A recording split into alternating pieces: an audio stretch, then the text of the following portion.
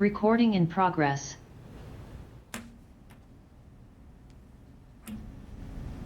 Good evening and welcome to the August 27th, 2025 Yarmouth Planning Board meeting. I am Joanne Crowley, Chair. The public is welcome to attend our meetings in person or via alternative public access provided on the Town of Yarmouth website. Our meetings are generally held on the first and third Wednesdays of the month, but additional meetings are added when needed, such as this evening. This is a hybrid meeting since one of our members is joining us remotely. Mr. Rubenstein will be joining us remotely. I'll begin by taking roll call. Susan Britta. Present. Deirdre Gaquin. Here. Will Rubenstein. Present. Peter Slovak. Here. Ken Smith. Joanne Crowley, present. Seeing that we have a quorum present, I'll now call the meeting to order, and I would ask you to join me in the Pledge of Allegiance. I pledge allegiance to the flag of the United States of America, to the republic for which it stands, one nation, under God, indivisible, with liberty and justice for all. Thank you. On our agenda this evening, first up are our zoning amendments. In our packets for review that Kathy has prepared this evening are the revisions that we discussed at our meeting last week. She has formalized these into the documents that will be prepared for town meeting. The first one up is retail sales of commercially caught live lobsters in residential zoning districts, draft number 6, dated August 25th, 2025. Second one we'll be looking at is boat storage, draft number 3, dated August 22nd, 2025. And then I just want to mention the public hearing for both of these will be on September 17th here in the hearing room. So Kathy, why don't you walk us through your codification of what we talked about last week? Yeah, I think this one was relatively simple because I think we had the option already with regard to going to lobster sales only. So really the thing that changed, and this whole note 55 is new. I just highlighted the changes from last time so it'd be easier for you guys to understand. So we added in the words live lobster everywhere. I did take out the lobsters must be sold whole and not prepared or processed based on a comment from town council who felt like if you're selling a live lobster, you're not selling him in parts. And again, special permit sale of live lobsters, only one special permit per live lobster sale shall be issued per parcel, and then the signage for live lobsters will be non-illuminated and only displayed during the hours of operation, and then the hours of operation shall be conditioned via the special permit. Any comments? Yep. Should we look at the write-up, Kathy, on this particular one, zoning article number 1? Kathy has prepared for You guys us. have it. I handed it out. It's basic stuff, and town council hasn't had a chance to look at it with regard to form, but I've done them enough that I don't think you'll have any significant comments. It just shows the changes to the use table, all the things that we've been talking about, and adds that note 55, which is exactly as we just reviewed, and then adding a definition for fishing. And then I took a shot at the explanation, which always can be kind of interesting to make it clear to the public what we're doing. But basically, as a seaside community, Yarmouth has a long history with commercial fishing. This article would allow fishermen to sell their legally caught live lobsters at their homes in residential zoning districts, except for our more restricted RS40 residential district, via a special permit from the Zoning Board of Appeals. This article also includes provisions to protect the character of our residential neighborhoods by limiting the retail sales to live lobsters only, which were personally caught by the resident of the property, limiting the special permit to one per parcel, which expires upon the sale of the property, limiting signage to one non-illuminated A-frame sandwich board only displayed during operating hours, and setting specific hours of operation via the special permit, which requires a butter notification. In addition to zoning and local health regulations, the state also requires commercial lobster and retail sales permits. Comment? Can I just ask one question? In terms of the permits, is that something Mark would check to see if they did get their permits? It says the state shall also requires commercial lobster and retail sale permits. How do we know that they have that? Is that something Mark would check? I think that's something that the Zoning Board of Appeals could check. Okay. They need a commercial lobster license, and then He then you has a present truck that when they- license, retail license now, and then he might need some type of actual retail store license, because he's kind of between, if he's taking it out of the truck, he's not a truck anymore, so he almost becomes more like a Stop and Shop in a sense, so a much smaller version of that. But that's something that he'd have to work out with. So it's expected that when they go for their special permit, they would bring whatever's required. They'd bring all the permits and all that kind of stuff. Okay. I think the zoning board of appeals could ask for that. There's a they lot should of ask other for it. things that need to be done in order to make a project viable or a use viable. We don't require necessarily that everyone provide all of that. Like if someone comes to us, but they also need to get a Conservation Commission permit, we don't necessarily condition it that you need to get a Conservation Commission permit. But that's certainly something that ZBA can ask for. Okay. So that would be something ZBA would review. Kathy, Mr. Slovak. so it's not allowed in RS40? Well, right now it's not, unless you wanted to change it. That's the historic district along Bass River. So the table says RS40, yes. Yes, for fishing, it doesn't have the note 55, which would allow the retail sales.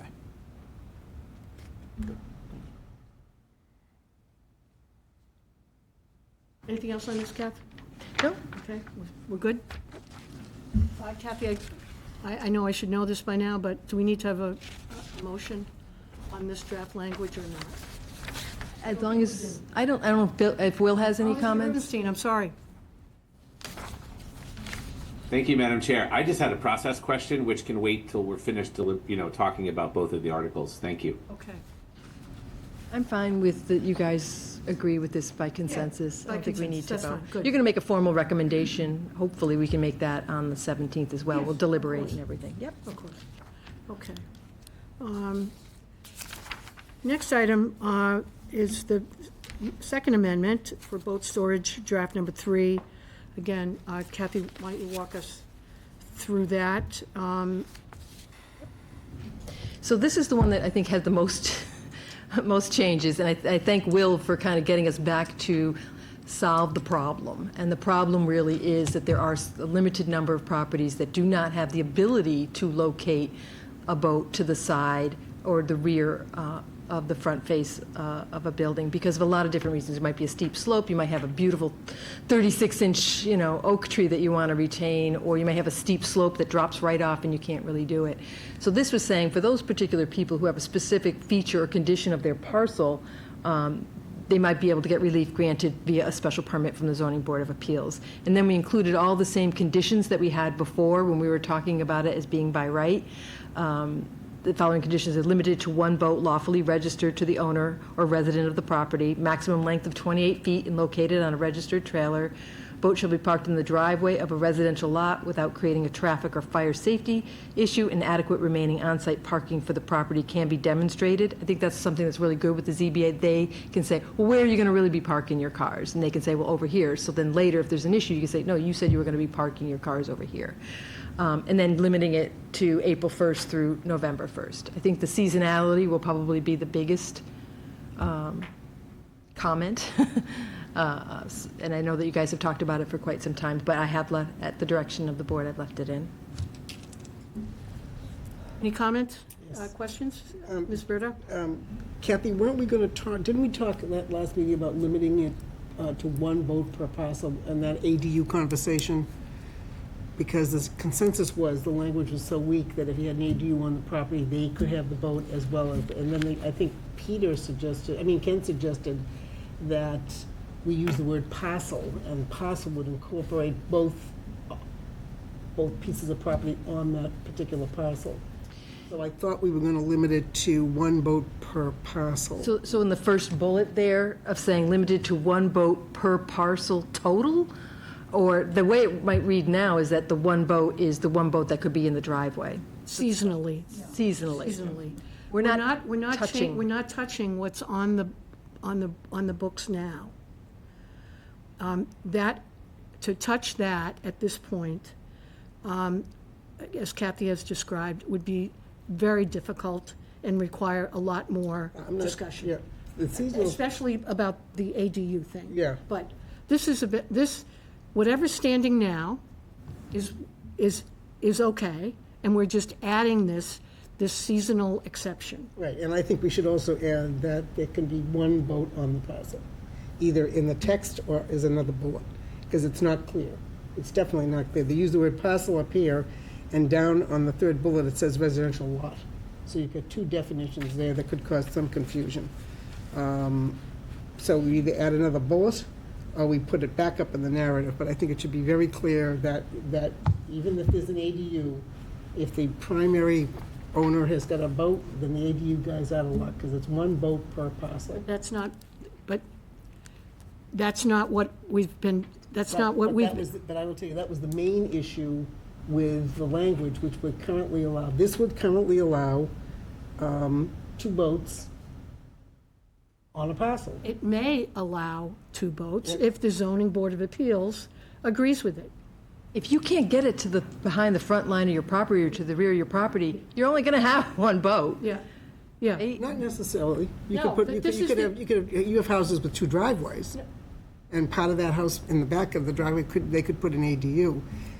This is the exception for those people who can't put it behind the front line of their property. This is the exception for that. So this is a lot where there are no boats. There are no boats except the one that we want to allow to park seasonally in the driveway. They don't have room anywhere on their property for another boat, an ADU or otherwise. It doesn't say or ADU or otherwise. That's my concern. It's Because we don't implied. want to get into the It's ADU. implied. We don't, definitely, but I certainly don't want to be supporting a zoning amendment that through tortured interpretation, they could get 2 boats on a parcel, and this would allow that. I believe, unless you can convince me Well, otherwise. I don't think it does, because this exception is to allow for those people who can have no boats on their property now. They can have none. And we're Because saying. they can't meet the front They building can't, line. they can Okay. have none. Okay. And we're saying, okay, for the season, we're going to let you put it in your driveway. One boat. One boat. Right, but they still, right? There can't be 2 boats on that property. Where does it say that, though? It doesn't need to say it. I think it does. I Because I this don't is- think, this is- you're forgetting the base, not forgetting, but if I may. What's in existence now, meeting behind the front line of they cannot meet, Right, so they can park it now if they have a driveway in the driveway. which That means. takes care of person A. You have an ADU currently on that lot. If You they say can- limited to if one they can boat per put the parcel. boat next to the ADU, Wait, they wait, don't let me need to finish. file. So we take care of person number 1, your example, I get that. In fact, I think that was the example of the applicant. I think they had a circular driveway or something, you simply couldn't get it in the back of the house. So we're now giving them the option to park it in the driveway. That takes care of person number 1. Let's say this parcel has got an ADU on it, and the ADU guy says, what about me? I have a boat, and I can't get it in back of my ADU. Can I park it in the driveway too? It's not in back of the ADU, it's in back of the front building, front line of the building. You can say limited to 1 boat per parcel. Where does it say 1 boat per I'm parcel? saying we can add limited Yeah, to that's 1 fine. If boat you per wanna say one parcel. boat per- Because I think that's what Ken suggested. Yes, Because we but- talked about the word, and he said parcel is the correct word. I think, as I recall, It was, yeah, because parcel will cover, because we talked about address, and he said, no, that wouldn't cover it. Yeah. And I think Ken is the one that suggested use the word parcel, because that gets everything on a particular plot plan. I think that as it's written, it says limited to 1 boat, but adding per Per parcel parcel doesn't will really address, I change think, it. Yeah, Susan's that makes concern. it- Yeah. I guess the question I have as you're talking more about this is we talk about a residential lot, but this accessory is allowed anywhere. It's an accessory to kind of other uses. You'll see like people sometime having, boats in the B2 behind the front face or whatever. I think the idea of this is we want the exception to apply to residential parcels. Oh, yeah. So, Because residential lot is used on bullet number 3. You've got parcel in the second line. And I don't know if we should be consistent in use of words. I could see due to, shall be limited to, one boat per parcel, but then boats shall be parked in a driveway of a residential lot. Should we say parcel of the subject parcel? or- I can see where you're looking for some parallelism there, Yeah. so maybe we try to use the same parcel. Well, the only thing I would say is building line of the lot, because that's what it says currently. Yeah. But so I certainly can change the first bullet, add the per parcel, and the third bullet can certainly say driveway of a residential parcel without creating. I'm just wondering whether in the beginning we want to say something like if a boat cannot be parked or stored in the rear of the front building line of the lot in a residential zoning district. So we're limiting it to residential? Because we are. Okay. Yeah. Because right now, I think it could be read as it might apply to someone from the B2, or somebody else could possibly do it. Okay. So I think if we add in a residential zoning district, that will clarify that. And where were you adding that, Kathy? I can show you right here. Yeah, the very first line. Right after this Word line lot. of the lot, in a residential zoning district due to a unique condition.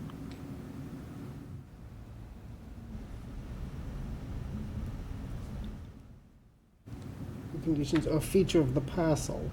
Okay, such restriction or limited access to the site area.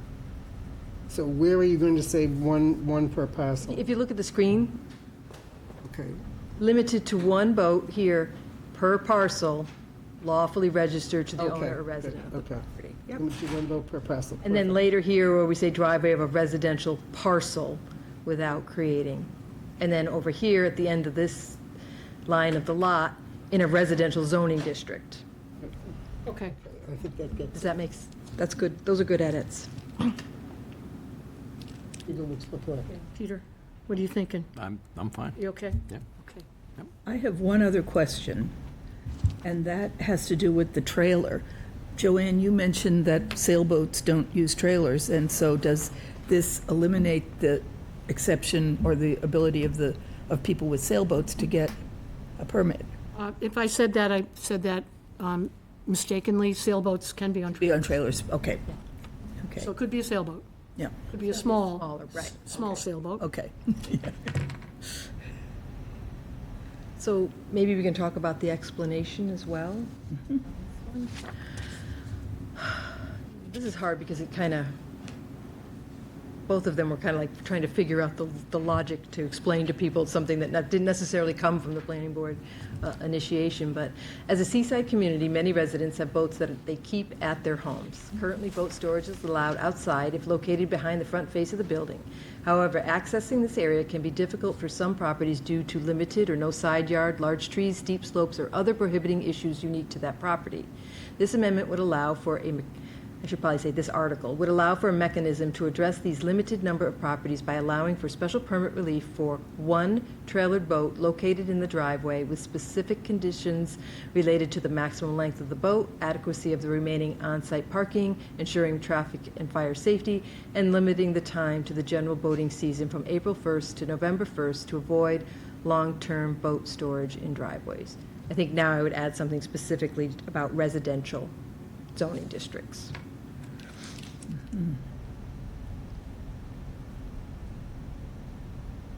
Madam Chair, can I make a suggestion? Yeah, yes, Mr. Rubenstein? Thank you. I think we should mention something in here about the public notification process and the actual zone ZBA in the explanation. Because I think when some people see special permit, That's a good point. it might go over their head, and I'm not saying that's a lot of people, but I think if we could just continue to emphasize the notification and that the fact that the ZBA will be taking the lead on the execution of, and the discussion and the deliberation. And I believe that makes it similar, Madam Chair, to the previous explanation that Kathy wrote, which was terrific, that did mention public notification and the ZBA in particular, I believe. Yep, thank you.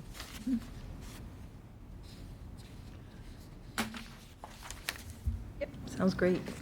Any other I comments? just a couple of, in terms of parallel construction. Kathy, in the first sentence, as a seaside community, many residents have boats that they keep. I would change that to store at their homes. However, common boat storage is allowed. Outside, I would just say is allowed Because if you use outside, does it mean it's prohibited inside? No, obviously not. No, because I didn't want to get into, you can put it in a garage and nobody cares. No one cares. I would just say, I don't think outside adds anything. I would just say current boat storage is allowed if located behind the front, because that automatically assumes it's outside. Okay. And then, I'm concerned about the word mechanism. I would just say this amendment would allow for special permit relief.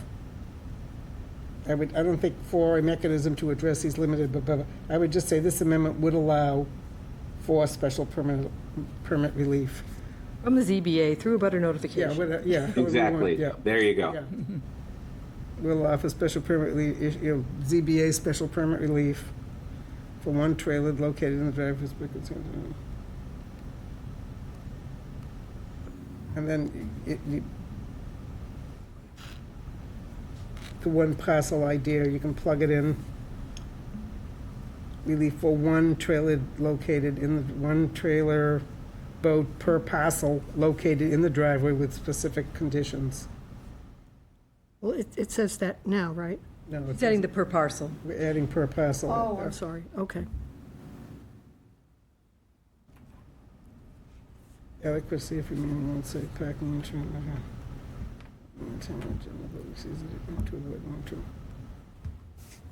Yeah, and again, I don't know if we need to avoid long-term, that's sort of an editorial comment. You could add it, just boats, general boating season from April 1st to November 1st, period. Is Well, that? this is just the explanation. Yeah, I mean, explanation. I think we want to just be able to talk through why we're, Because people will Gonna view get the that as question, language. why are you doing seasonal, that? yeah. Right. Why? What's the seasonal? reason for it? Yeah. All right, so I'm going to add in the reference to the zoning district. I'll add in the special permit relief ZBA butter notification. I'll add in the per parcel. Special permit relief for one boat, one trailered boat per parcel located in the, is that what you're gonna, yeah, Yep. that sounds good. We'll have another shot at this. This is just like what we're going to be presenting at the public hearing. So people will, this will be what will be on the town website and all of that stuff, so people will know. I'm just going to do the articles on the town website. I think these are very clear. I don't think we really need the red line edits. They're so small. Sometimes if they're really convoluted, you need to follow it through the actual full section of the zoning bylaw, but I don't think we need to do that here. so when will be the next time that we actually see this draft number 6 and number 4, or 7 and number 4?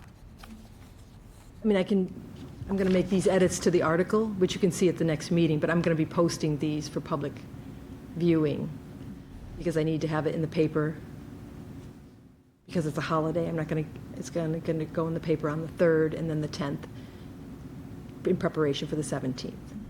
But this just needs to be posted on the website and copies at my office so people can see what it is. And then I have to mail it to people. So we can get it off the website if you need it, Right, okay. Yeah, I mean, I can forward it to you. I mean, So we're not going to see it again at another meeting because we don't have a meeting until the 3rd. And you've got to get it out Yep. before then. yeah, and again, I don't think that any of this, the explanation can certainly change, and we can fine tune that. But I think it's a very reasonable product to be presenting to the public and saying, what do you guys think about this? Yeah, are we okay with, so you're going to go ahead with that and get that out publicly? Yep. And when I get it, I'll send it to you guys too, so you'll have it. Great. And I can put it in the packet for next Wednesday too. Okay. That's right, we need. Madam- we Madam need- Chair? Yes, Mr. Rubenstein? Would this be an okay time just to talk process, or would you let me Certainly, know when there is yeah. one? Now is okay? So at our meeting on the 17th, we're going to have a public hearing, which we've done many times for zoning board articles, for zoning articles, excuse me. And then we're going to deliberate in the room on the 17th and then vote to recommend or not recommend the articles to the select board. Or modify, vote to modify and recommend or whatever. Yep. That would be Okay, ideal.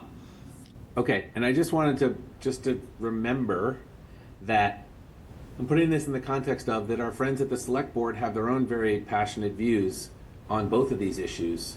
And I can't remember, so I wanted to confirm with you and Kathy, once we recommend the articles to the select board, does the select board have the ability to edit them in any way, or are they just simply voting up or down on their recommendation for the actual special town meeting?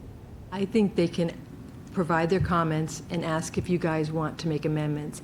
I was thinking about this today, and I was hoping that maybe we could get on for the October 7th Select Board meeting for the zoning articles. That would give us time to talk about it and then come back on the 21st if there was any amendments there. And then I think that would be a follow more with what Will was talking Well, about. right, that's what I was getting at, Kathy, and I appreciate you thinking along the same lines, is will there then be enough time if there's significant, let's say, discussion and a request for us to reconsider certain parts of either one of these amendments, will there still be enough time to satisfy the needs of the special town meeting rules itself? So it sounds like it's possible. Thank you, Madam Chair. So I can request to the town administrator's office that we be put on for the 7th for the zoning. In front of the Board of Selectmen? Correct. And Oh, I hope you understand, Madam Chair, why I'm asking the question, just given the nature of both of these articles and, some significant and passionate points of view that we've already seen at the select board meetings themselves, notwithstanding our own public hearing. right, I think the key piece in that timetable, though, is that we do act on the 17th, and that we come to some consensus on what we believe is the best version of the amendments to put forward. So we would need to do that on the 17th. We can't wait for our next meeting. Which is going to be the public hearing on the LCP, which will be very full on October 1st. So if you could get it done on the 17th, you'll have to wait and see, really what comes out of the public hearing, whether there's new information or new concerns that But we we do hadn't have thought the about. opportunity to look at it one more time on October 1st, before meeting with the select board on the 7th. Correct. Okay. Thank you, Madam Chair. I Does that appreciate sound letting- good, Will, to you? Yes, I appreciate you. Yeah. This seemed like the right time to bring it up. And I appreciate that there's been I'm not surprised that Kathy has also been thinking ahead. Well, Thank we're you. we're on a train that's moving pretty fast, so we don't want to miss any stops. Now that he's brought it up, Yes. can I ask a further question? If the select board does say, they make a recommendation that we amend it, and we think it's a good recommendation, we decide to amend it, when do we do that? 10:15. It would be October 10:15. 15th. Okay. And we would go back, when we go back on the 21st for the LCP, we would go. Okay.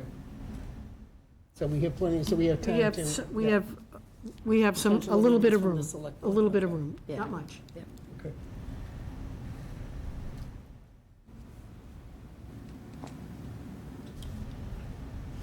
Okay, anything else on amendments? Thank you all, I think this has been a good, Yeah, this has been a excellent good discussion. discussion. We've caught a few things that are important. A local comprehensive plan, Kathy, any further comments from the I public? have not received any written comments from people, but I've heard a lot of people have come by and said very, very positive things about the LCP. I did actually hear from the Cape Cod Commission from Martha Hevener, and they completed their review of the draft LCP and didn't find any certification issues. I heard a few commenting that it was an enjoyable read. Ooh, We look forward to formal submission when you're ready. I hope that doesn't mean fiction. All the work we put into it. I hope this isn't like, a Southern Beach read. Somebody said to me today that it's the best LCP on Cape Cod. Oh, I think it's been a long, it's been a long. I was like shocked. I was like, oh, thank you. And I've been through 3 of them as a resident. And I think the key difference is the thoroughness of this report, number one. And 2, the way it's laid out. It's so easy to track things with the action plan, the schedules, and it's just an easy read. Not Summer Beach, but easy read.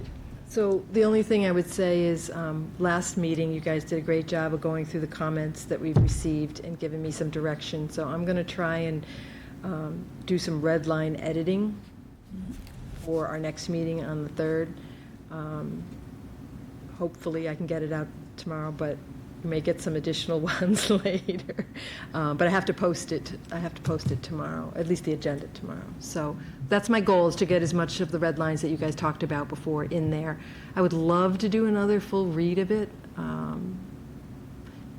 but we'll see what the timing is like. Kathy, you were kind enough to send us along the review of annual goals. Oh, yeah, I By didn't the print that select out, but board. yeah. And as I read through them, not, in any great detail, but are there pieces of this that we need to do kind of a cross-check to make sure that the LCP covers some of, if we've missed something that's specifically cited in their goals, because they're pretty specific. Yeah, I mean, they don't, they're goals that are a different definition than I would have generally for goals in a strategic plan of some kind. I mean, they seem to be very specific. Yeah, I think the only comment that, when I sent it around, is that Peter did have a question with regard to the economic analysis Oh, that's number referenced 28, there. right. They referenced Yeah, and I a talked, study that I haven't seen, or Yeah. I don't think exists. you have seen it. It's those mixed-use analysis, those two reports from BSC Group, and I talked to Bob Rittenhour, and he was going to change that, so it was clear that that's what that's referencing Right, there. because what they referenced was something that the CDC was talking about a couple of years ago and never came together. I do know Jay Grandy is working on some things, and he's kind of coalesced a bunch of information together about that, but he said that's not what that's referencing, and then Bob said it was those mixed use. So the reference is to the consultant that helped us. Yes, Oh, our two okay. consultants, All right. yes. Is there That any, wasn't clear. no. Is there anything else in there that you're thinking that? I haven't gone through it with a Okay. fine-tooth comb, but I do think I want to. Okay. Nothing Jumped out. jumped out at me, but I read it, everything is very quick these days. It's a skimming. It's not a full detailed analysis. And I don't know what happened at the meeting last night, whether they made any edits or not. Okay. Matakes is in there. Yeah. They did reference a rebranding of Yarmouth, which was number 2, I think, on their list, which was something that the CEDC presented at their last meeting with the I selectmen. had heard that they may have downgraded that to a future agenda item, not necessarily a goal. It's still in our LCP talking about branding, and I think we should, because even if it doesn't get done now, maybe 5 years from now, we need to start thinking about it. Okay, I just wanted to double check on that. So I will take a little bit of time and go through that. I think it's important, especially when we go before them, that when the question is asked, did we look at it, that we did. Yes. I did talk to Liz Argo today, and she needs a little bit more time to get that information together, but hopefully she'll get me something by next Wednesday. Is that, Kathy, is it her expectation that all of that information is going into the plan? Because I thought some of it was very, very, very particular about grant applications and stuff like that. No, It's just a I general. hope not. We may have to do some selective editing. I think it's really just acknowledging that, we have all these solar arrays, and it has saved the community X amount of dollars over the last, and there's additional opportunities to save more with this new program that's coming, a brief couple sentences on this new program. And then maybe, if she had some ideas of some projects, I think she keeps talking about, like, I know the DPW was solar ready, and there was a reason they didn't do it, because it wasn't advantageous enough before, but now with this new things coming in, it's probably, Yeah, because one of the things she advocated, which I support, is, on the solar thing, was solar panels on public works projects. And I had a question once when we were doing, you may know the answer now, Kathy, when they were doing the Yarmouth Commons and the other one up by the Dunkin' Donuts in West Yarmouth, the issue of solar panels on public housing. they have solar panels. Not the one by Dunkin' Donuts.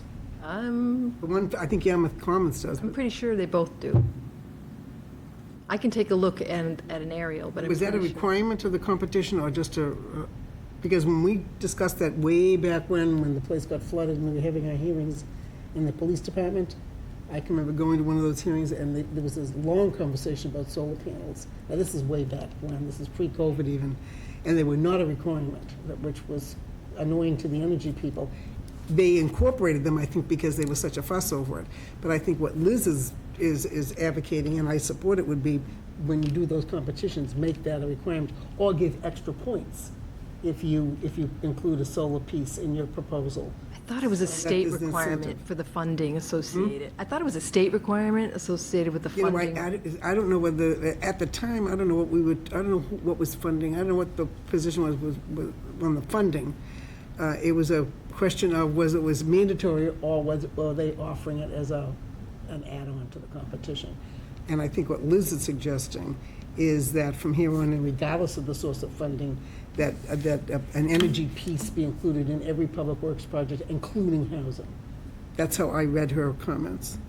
I think she would like that, and I think that there's a concern about, it's very difficult to get like affordable housing constructed now. And if you keep adding like, oh, now we want an elevator, now we want this, making things solar ready, you know, is always a good I idea. think, yes, I agree, although I have to tell you, the price of solar panels now has come down and down and down and down. It's one of those technology pieces. I just think if we are going to be sort of in the mainstream of energy programs, we should really take a very forceful position on if we are going to spend public money on public buildings, and we have an opportunity, not everything will lend itself to an energy piece, an energy program. But if there is an opportunity, I think we should make it a mandatory part of the competition that as the proposals come in, you include in your proposal, and the grant will have to cover it or not. I mean, I just don't think in the year 2025, we should be talking about programs that do not save energy. Yeah, I think the way it's Especially with written public now funds. is investigate cost-effective ways of incorporating that into publicly funded projects or something Well, like it's that. done everywhere. If you want to make it mandatory, then that's a bit of a change. We can talk Well, about that on When I next say Wednesday. mandatory, it would be a piece of the, it would be part of the criteria for evaluation. And again, I don't think that incorporating that kind of In the long range plan. restricted language in the I agree. LCP. I totally agree. I just didn't We know. need to- and we need to, the town and the select board need to come to a consensus. No, I totally agree. That's not the appropriate place, but I was concerned about how much of Liz's language we are going to, because that, to me, was one of her goals in, Yeah, I think we need to see what Soften it a information little, she's yeah, interested in yeah. putting in. I That's think it was all I more was, yeah. informational, which is what I thought it was going to be, is like, what's this new program, a couple sentences or 3 sentences or a paragraph on this new program, and Yeah. just, you know, the Program town itself, should be, yeah. should be preparing for this now. and just leave it at that. Yeah, and then just saying, we've saved X amount of money Yeah, so far. just leave it at that. If she wants to carry the bag when the. She might provide more information, Okay. but we may have to, I think the engine on her passion for this is going to come through the select board, And should. Yeah. That's the not through the appropriate planning place. board, so. Yeah. yeah, good point. Next up, anything else on comprehensive plan, Kath? Okay. Matikes. Matikes. The MUC is having a meeting on 9/11 at 6 PM in Conference Room A. And we're going to be hearing from the local chamber and the Cape Cod Chamber, talking about recreational sports facilities. We've also invited Steve Reynolds, the Director of Recreation, to come and talk about the town's needs and answer any questions. So it's going to be like a recreation-centric MUC meeting to get as much information about, sports complex or town recreation projects and how that could potentially be incorporated in to Matikes. And that will be here in this room? No, it's going to be actually in Conference Room A. May. It's going to probably be a little crowded. It's a Thursday, so I think it's either ZBA or Concom is in here. Okay. Next up are minutes from our last meeting. Kathy, thank you for preparing them. May I have a motion to accept the minutes of August 20th, 2025? So moved. We need to take a roll call vote because we have Will remote.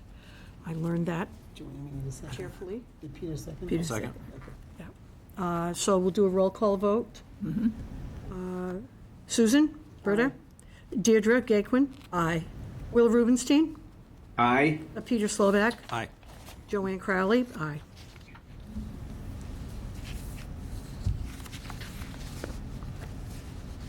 Committee updates from anyone in the last 7 days? Any board member items? Kathy, any staff updates, correspondence, we're good? Let's just remind everyone about the upcoming meetings. Next week, September 3rd, we have our regularly scheduled meeting. September 17th is our public hearing on these amendments. And then October 1st will be the public hearing on the local comprehensive plan. So unless we have any other business, Motion to adjourn? may I have a second? Second. Roll call. Ms. Britta. Aye. Deirdre Gaquin. Aye. Will Rubenstein. Aye. Peter Slovak. Aye. Joanne Crowley. Aye. Was that a rec? adjourned. Was that a rec? No. 40 minutes? No? No, we had one, it was a long time, it was a long time ago, it was like my first year. I think 11 minutes. Really? Meeting is adjourned.